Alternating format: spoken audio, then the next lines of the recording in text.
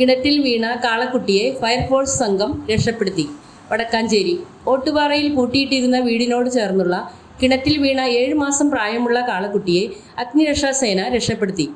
20 അടിയിലേറെ വെള്ളം നിറഞ്ഞു കിടന്നിരുന്ന കിണറ്റിലാണ് രാവിലെ കാളക്കുട്ടി വീണത്. ജാറംകുന്ന് പെറ്റിപ്പറമ്പിൽ റിഷാദിന്റെ ഉടമസ്ഥതയിലുള്ളതാണ് ഈ കാളക്കുട്ടി. കിണറ്റിന്റെ ആൾമറ തകർത്താണ് കാളക്കുട്ടി ഉള്ളിലേക്ക് വീണത്.